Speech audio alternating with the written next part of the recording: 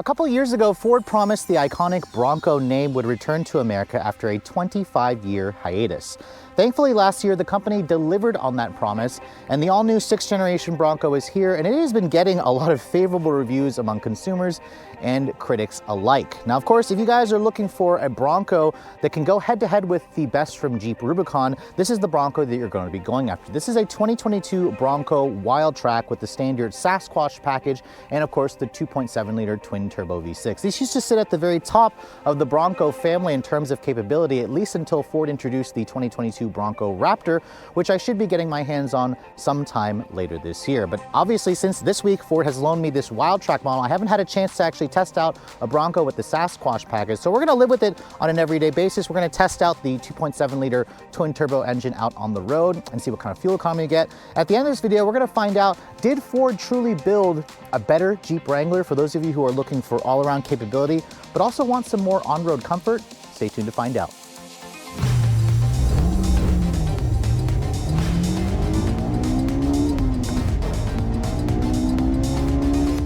Now, when Ford first launched the Bronco last year, they only had 2 available powertrains. This is the up-level 2.7-liter twin-turbo V6. This used to be the top engine, at least until Ford introduced the Bronco Raptor, which has an even larger 3-liter twin-turbo V6.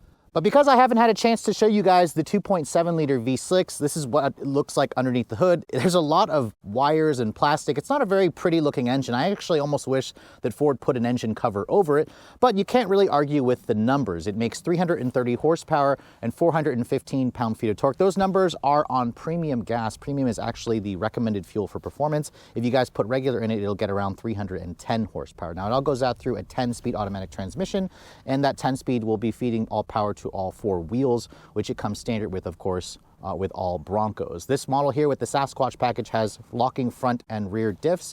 It also has a front disconnect sway bar. It's rated to get 17 in the city and 17 on the highway. So the gas mileage figures aren't great. If you guys want the best gas mileage, you'll have to go down to the 2.3 EcoBoost without the Sasquatch package, which I believe the Bronco can get up to 20 mpg if you guys go for that lower trim. This model here with the tow package will tow a maximum of 3,500 pounds. 0 to 60 time, Ford didn't quote that, but we'll test that out on the road. And in terms of curb weight, this is one of the heaviest Broncos you can buy. It weighs in at just over 4,600 pounds. Now, closing the hood and looking at the rest of the styling of this specific Bronco, this color is a very gorgeous shade of red. Ford actually added a new red called Hot Pepper Red for 2022. Matched in, of course, with the black accents. It's a really attractive looking retro modern design that seriously gets a lot of stares out on the road. In fact, people often think that this is a Jeep Wrangler until they get a little bit closer and they see the front grille that spells out Bronco so boldly, of course, with the white lettering. You can see there's the 360 camera there, so you have that front forward-facing camera, and then the up-level Broncos, the outer banks and trims will have the unique signature to the LEDs. These are full LED low and high beams, an LED turn signal, and you have this really beautiful LED daytime running light with this kind of line that goes through. This is a very distinctive element, and I would personally go for the upper trim Broncos just to get that unique lighting signature. Now, you can see my tester has some LED fog lights down here. This is kind of the plastic bumper. If you guys go for the heavy-duty steel bumper, it'll actually delete the fog lights on certain models, although Ford did introduce a new powder-coated steel bumper with LED fog lights on trims like the Black Diamond and the Badlands, I believe. Now, looking at the rest of the profile, you can see this is the 4-door model, so it's the more popular version because, again, people really like the practicality. And compared to the 2-door that I tested last summer, this is roughly 16 inches longer in the overall length and in the wheelbase, which of course gives you the extra doors in the back and way more interior room, which we'll talk about in just a moment. These 35-inch tall Goodyear Wrangler all-terrain tires wrapped in 17-inch black finish beadlock capable wheels. These are of course included in the Sasquatch package. If you want bigger wheels, you can now go to the Raptor, which will offer a 37-inch tall tire. This used to be larger than Jeep's wheel on the Wrangler, which I believe was a 33-inch, but now Jeep offers a 35 Extreme Rubicon package or Recon package to kind of match what Ford is doing here. You can see in terms of the suspension, you have an independent front suspension here, of course. It's upper and lower control arms, and Ford says that you have around 11.5 inches of ground clearance with the Sasquatch model, so that gives you about a 2-inch lift compared to the standard Bronco. If you want even more ground clearance, the Raptor will have about 13.5 inches of ground clearance, so absolutely ridiculous in terms of the capability. Now, my tester being a Wildtrak, you can see it has the Wildtrak badge here with the Sasquatch badge. You can see there's also a graphics package that shows Wildtrak on the back. There's also a hood graphics package here, which definitely looks great with the red paint, with these black painted mirrors, with the LED turn signal indicators. My Tesla's also missing the rock rails for some reason, but you can also get that.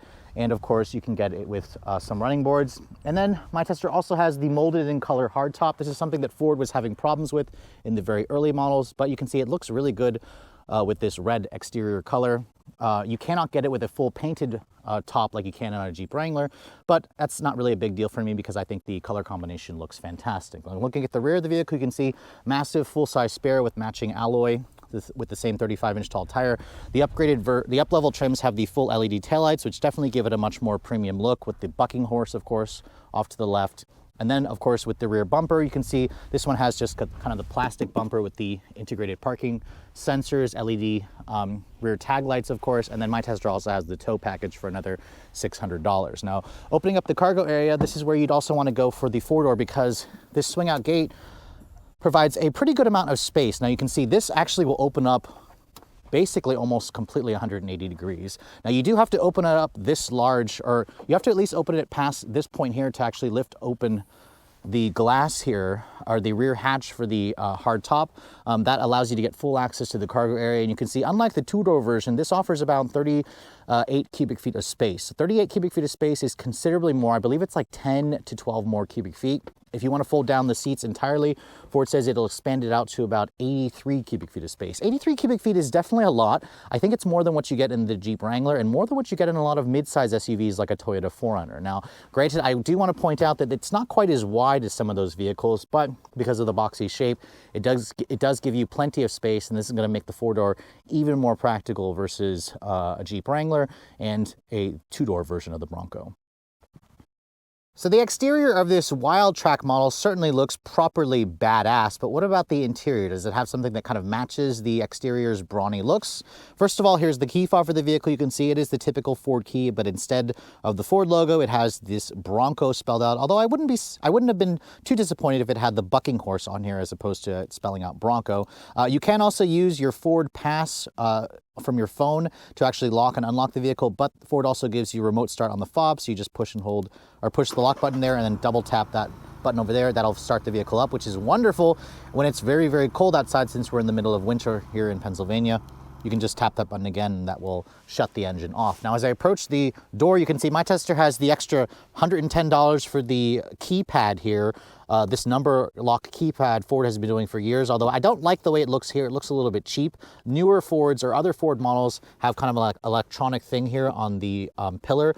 They obviously can't do that on the Bronco because these doors are designed to come off. Now, looking at the interior, this beautiful red is complemented by this kind of two-tone ActiveX. It's a synthetic leather where it kind of has this slate gray with the black with the contrasting stitching. The bucking horse, of course, right there on the actual seat back. And then, of course, keep in mind, my Tesla has a sticker price of just over $60,000, and this interior definitely doesn't have the luxury feel that you expect for that kind of price tag, but it has a very unique feel to it, and it's about what you would expect considering that this is an off-road capable vehicle that you're going to be taking the roof and the doors off. Now, you can see Ford gives you a full power driver's seat that's an 8-way power on the front, on the driver's side and on the passenger side, which was very unexpected. You cannot get something like that in the Wrangler. However, no memory seats. It would have been nice to find that. But remember, these doors do come off. You have this kind of soft touch material here with this ActiveX on the upper portion and the lower portion. The rest of this is hard touch plastic. There's a nice little netted area here with exposed screw heads, very rugged looking, and of course no speaker covers, no speakers on the door panels, nor there are window switches, just your door lock switches, because remember, these doors and the roof is designed to come off. Now, there's a nice handle here that helps you kind of grab to get in the vehicle. I kind of would have liked to see one over here, but again, they can't really put one here because this has the side curtain airbag that's stuffed in. So once you get in, you kind of have to pull yourself up. For somebody like me, it's a little bit more of a challenge. So keep that in mind. If you guys are shorter, you might want to add those running boards or step rails. Shutting the door. The door doesn't really sound all that solid, but neither does the Jeep Wrangler. I will say that the doors, you can see, are a frameless design, and there's a slight rattle when I shut the door. The Wrangler does not have the frameless design, but this, again, kind of gives you that more open air feeling. So Ford had to make a couple of compromises there. Now, looking at the rest of this cabin, you can see it has a really great first impression in terms of the tech, because there's a digital display here that's half digital, and then this massive 12-inch display. Ford puts the button to fire up the engine over here where you'd expect it to be, although the steering wheel blocks it from the driver's side. And then you can see when it starts up, that has that typical Ford chime. You have like this, again, a 7-inch helper screen over here, where if you guys want an all digital display, you can now get that on the Bronco Raptor. It's the only Bronco trim to get an all digital instrument panel. But you can see my tester here with the Luxe package, you can get this on the high package and up, has this massive 12-inch Sync 4 display that includes wireless Apple CarPlay and wireless Android Auto. It looks fantastic. This is basically the same screen from the F-150. We'll talk about that in just a moment. You can see the rest of the dashboard here. This is a kind of a hard touch plastic material. It feels a little bit cheap. That's kind of the way it is with this vehicles in this segment, but you can see it has this really interesting texture to it.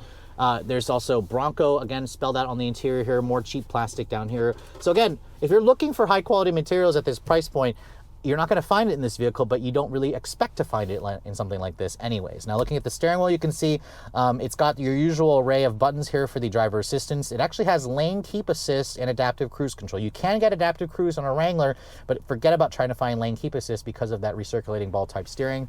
You have other controls here to control what's on the display. The steering wheel, it tilts and telescopes, and it gives you a nice range of adjustability, so you can get comfortable in this vehicle pretty easily. The horn, ooh, it sounds really loud actually. It basically says get the heck out of my way if you need to honk at somebody. Now over here on the rest of the dash, you can see a hard touch plastic, but there's a little area here where you can actually mount like a GoPro. There's even like a USB and a USB-C over there, so you can actually charge your GoPro or whatever you're going to be using to record yourself while you're off-roading, so that's a nice nifty feature. There's a bunch of buttons over here that the Sasquatch model includes, which includes turn assist, which basically drags the rear wheels and helps you shorten the turning radius when you're off-roading. There's a locking rear differential and a locking front differential, so you have to be in 4x4 low mode, of course, to access that. And then your hazard switch is over here. Over here on the 12-inch display, you can see there's with the Apple CarPlay. It looks pretty good, although I am sad that you can't expand this and make it a full screen CarPlay. I would really like to see Ford offer that. Instead, you can kind of change this display here. You can have it put your audio information, your GPS. You can also tap that over there. It'll show you exactly what it has available. And then over here, going back to the regular Ford display, there's all your entertainment sources, your built-in Ford GPS, which is fine. And then you can go over here to features. You can change the driver assistance, the towing, the zone lighting, and then going to settings here.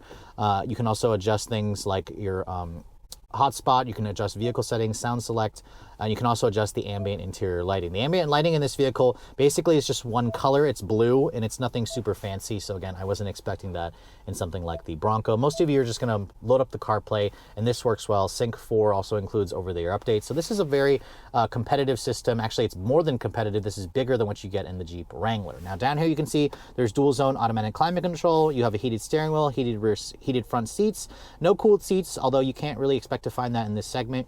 Lots of knobs here for your volume and your tuning, which is nice. You have a wireless phone charging pad here with 2 USB ports over there. This controls the 10-speed auto, which includes a manual mode on the shifter, where there's an M mode here. If you go to M, you can see that's where you can access it and use this toggle here. Going into reverse, you can see there's your top-down full 360 camera, which offers really good views, really good graphics. It has front and rear parking sensors, which is nice. No active park assist. You don't really expect that in a vehicle like this.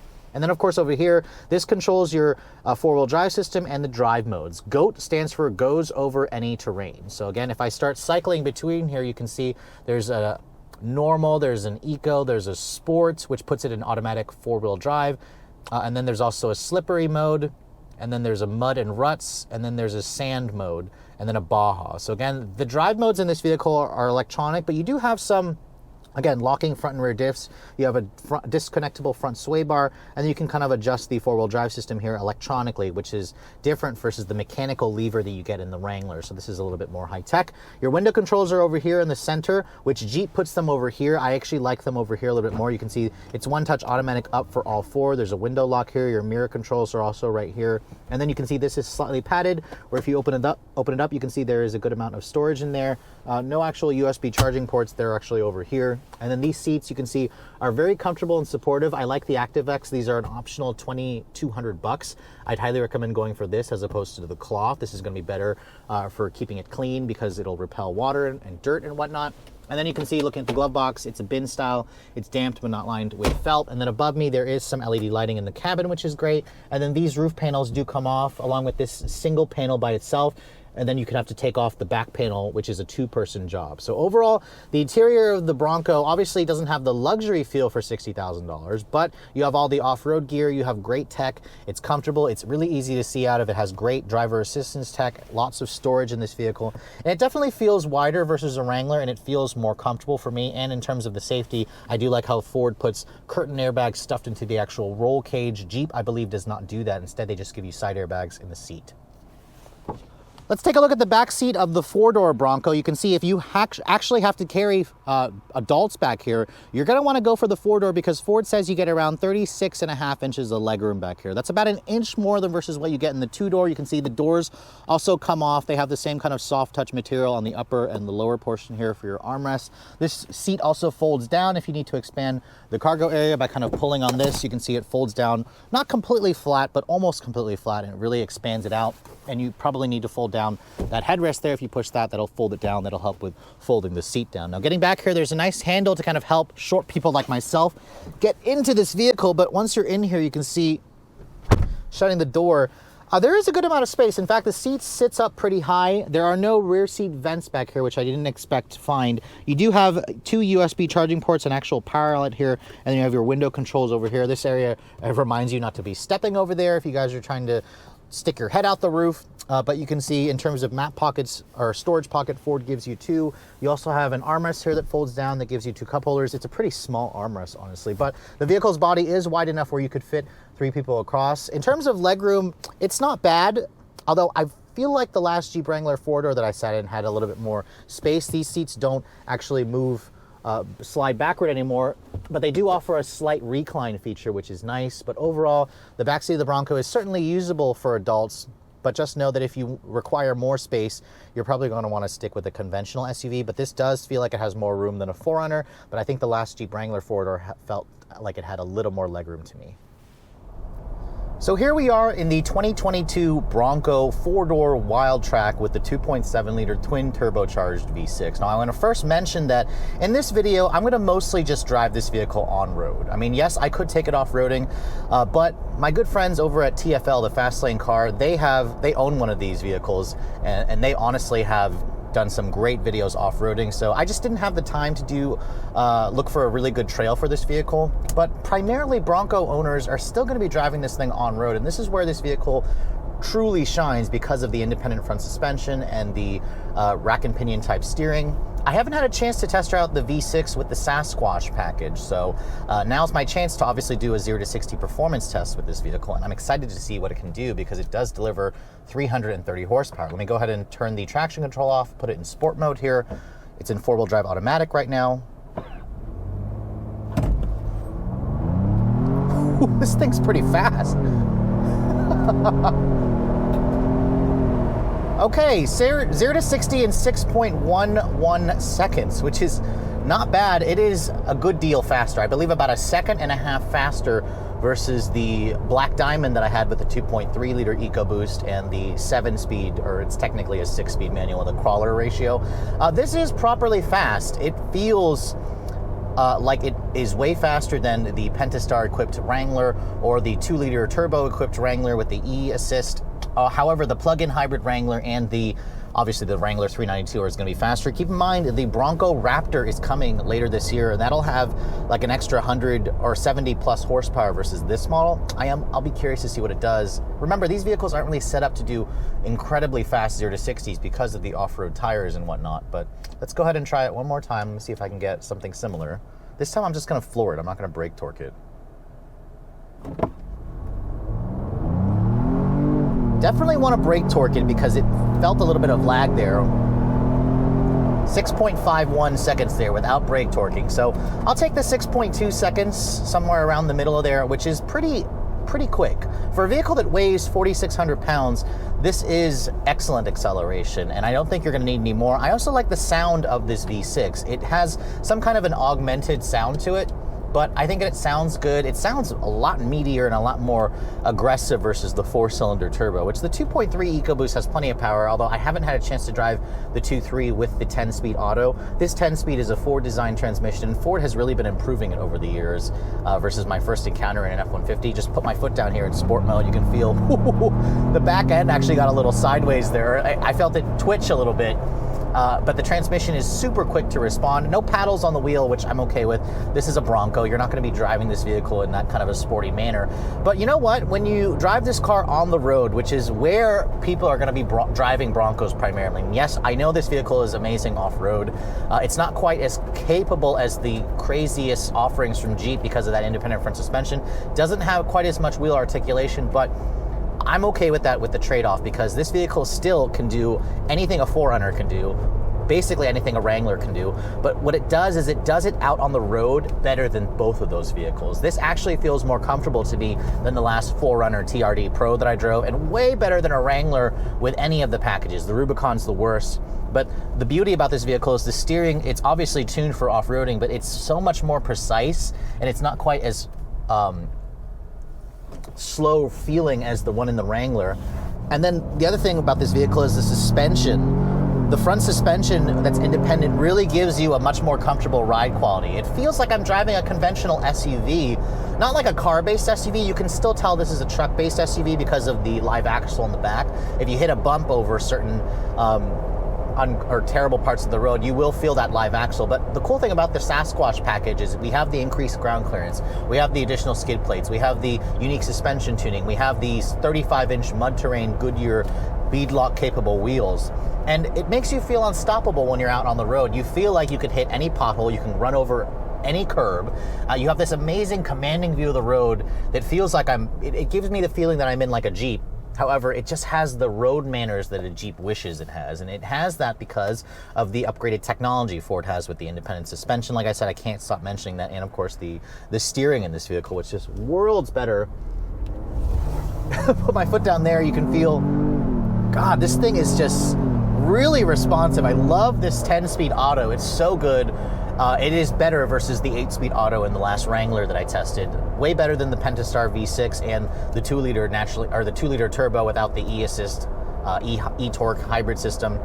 But this really surprised me. I mean, yes, this car does come with one compromises with the Sasquatch package. Is those 35-inch mud terrain tires do produce some tire drumming, which is to be expected. I expected that to be there. This Luxe package that my tester has additional sound deadening materials, and you do feel that it is a little bit quieter than the Black Diamond that I tested a couple months ago, or probably a few months ago. Obviously, you don't buy this car for a quiet interior. You just don't do that. You buy this vehicle because it's capable, because it looks badass, because it's practical. It's really one of the most enticing new vehicles that you can buy, and it's no surprise that Ford continues to sell every one that they make. Now, this car does come with different driving modes. When you're on the road, there's a Sport, Eco, and a normal mode. In Sport, you can literally hear the transmission holding the gears. Switch it back into normal here, and you can feel the transmission starts to favor a higher gear. It's a little bit less responsive. The engine note also gets a little bit quieter, but I don't think it's because it's amplifying the noise. I think it's just because this vehicle, when it's in sport mode, the transmission's holding the gears, and it's just the engine's revving a little bit louder. Put my foot down here, you can still feel it's actually still pretty responsive there. It did a quick downshift, 2-gear downshift, and I'm liking the power, I'm liking the visibility, I'm also liking the ride quality. The ride quality in this vehicle is nice and comfortable. It doesn't feel overly floaty, but you know, you hit a bump, you're kind of just like, there's a bump there, there's a pothole there, there's a rock there, I don't really care. This will run over almost anything. This is one of the vehicles that feels like if there was a zombie apocalypse, I could easily drive this thing and wouldn't feel scared. Kind of like the way like a 4Runner would feel, or a Toyota Land Cruiser would feel, or a Jeep Wrangler would feel. But it just does it in a unique way. It's a more advanced way. It's a more comfortable way. It's a cooler way. I mean, I love the The seats in this truck also are pretty comfortable and supportive. They don't really have very much bolstering, but that's okay because that's what you could buy the Bronco Raptor for. I'm really anxious to get my hands on the Bronco Raptor, of course, with an additional 70 plus horsepower. The fact that it's 2 inches taller, it's like 4 inches wider. It's gonna seriously take up the road. This thing already feels wide. I can't even imagine what the Bronco Raptor is gonna feel like. But in terms of fuel economy, this is the V6 that's rated at 1717. You don't buy this thing for gas mileage, but you know what? In my week's worth of testing, I got about 16 mpg in mixed driving. On the highway, I actually got 20 miles to the gallon, so that is not bad considering this vehicle is a brick with these massive tires. It's not designed for great fuel economy. I am super excited for Ford to do a plug-in hybrid or hybrid version or an all-electric version of this truck. I really think that that would do extremely well. But overall, I'm just impressed. This is one of the most sought after vehicles for 2021. It's going to continue that way for 2022, especially with the Raptor coming out. Really excited to see what Ford does with a hybrid or a plug-in hybrid version. But yeah, if you guys are considering a Jeep Wrangler and you want something that's different, you want something that's even more refined, that is still very, very capable and fast and easy to drive and live with, easier to drive and live with, this Bronco seriously needs to be at the top of your list. You need to just go ahead and put an order in with your dealership because you're going to be waiting a long time unless you can find one on a dealer lot and be willing to pay the markup on it. It is definitely worth all the hype that it's gotten. And I'm just sad that I was one of the last people to actually review this truck because it is really, really, really that good. So after spending a full week driving the Bronco with the Sasquatch package and the 2.7 liter twin turbo V6, I'm pretty happy to say that the Bronco continues to impress me. In fact, I was really impressed with the fact that the more baser Black Diamond version with the manual and the turbo engine really shocked me when I tested it last summer. The 2.7 liter Sasquatch Wildtrak fully loaded basically just takes it all to the next level. The interior, while it doesn't have the luxurious appointments that I expect, of course, for a $60,000 price tag, it is rugged, it is durable. It does have a unique look to it, and you don't really expect a luxury interior in a vehicle like this. But again, the price tag of this car certainly is a little bit shocking for those of you who haven't had a chance to see how expensive new cars have become. Now, out on the road, this has all the road manners that I expect from like a more premium conventional SUV without that kind of nervousness and the ungainliness that you get from a Jeep Wrangler from its solid axles and its recirculating ball type steering. You can obviously still expect to get most of the off-road capability from anything like a Toyota TRD Pro 4Runner to a Jeep Wrangler Rubicon. It just won't quite have the same kind of axle articulation that you're going to get from live axles, but I'd say that's an okay thing because of the compromises you get out on the road with that design. This is just a much easier vehicle to live with on a daily basis with much better tech, a powerful engine that'll do 0 to 60 in the low 6-second range, and surprisingly do about 20 mpg out on the highway if you guys actually care about fuel economy. Now, of course, Ford is going to be following up the Bronco with the Bronco Raptor, which has even more horsepower than this. I can't wait to test that out later this year. And then, of course, there's rumors of Ford doing possibly a hybrid or a plug-in hybrid version to compete with Jeep Wranglers 4xe. That is the model that I'm most certainly looking forward to because an electric version of this or an electrified version of this would really bring it up to that next level because as we kind of move forward in the automotive world, electrification again is the future. And this twin turbo V6 is fine. This is a very capable, very comfortable vehicle, and it also is extremely good looking. Even though this has been out on the road for a year now, the problem is Ford can't really build them fast enough, and that's exactly why this car continues to get attention everywhere. In fact, last year Ford sold about 35,000 Broncos in the US, which again, they have well more than that in terms of pre-orders, and they still can't even satisfy all the pre-orders that people have been waiting for well over a year. So if you're trying to get your hands on this vehicle, I seriously recommend going to your Ford dealer now and putting a deposit and just waiting the possibly year to year and a half long wait that you're gonna have to expect by trying to get your hands on this Bronco. Now, speaking of which, let's talk a little bit about the pricing for 2022 because Ford made a couple of changes this year in terms of the packages. You can now get the Sasquatch and the manual. You couldn't do that before. And you can also get a new color called Eruption Green. That's probably my favorite color that I see online. Haven't had a chance to see one in person, but that's probably the Bronco that I would go with. This Wildtrak version, basically with 4 doors, comes standard with the Sasquatch package, which is like $4,000. And of course, the V6 twin turbo, that's $1,800 extra on all the other trims. The soft top now comes standard on the 4-door Wildtraks, but this hard top is extra. Ford also made the hardtop headliner standard for 2022, which is what most people bought anyways. My tester, of course, with basically all of those options and extras, stickers for just over $61,000. Now, $61,000 is a lot of money considering the base price of the Bronco is about $28,500. However, that's for a two-door with a manual, like base version. So most are gonna be, at least with these kind of options, are gonna be well over 50,000. 61 grand makes it expensive, but it's actually a little bit cheaper versus a comparable Jeep Wrangler with the Extreme Rubicon 35 package that has all of the options that this has. And keep in mind, the Jeep still won't have a couple of features like the advanced driver assistance tech with the steering assist. Jeep won't have that. And you also have this larger 12-inch display, while the Jeep Wrangler kind of maxes out at 8.4 inch. Well, with all that said, I hope you guys have enjoyed my full overview on the brand new 2022 Ford Bronco Wildtrak with the Sasquatch package. If you're also looking to see the latest cars I'm testing, be sure to follow me on Instagram at Redline_reviews, like us on Facebook, and as always, guys, please keep subscribing to the Redline Reviews YouTube channel for all the latest reviews. Thank you so much for watching. I'll catch you all in the next video.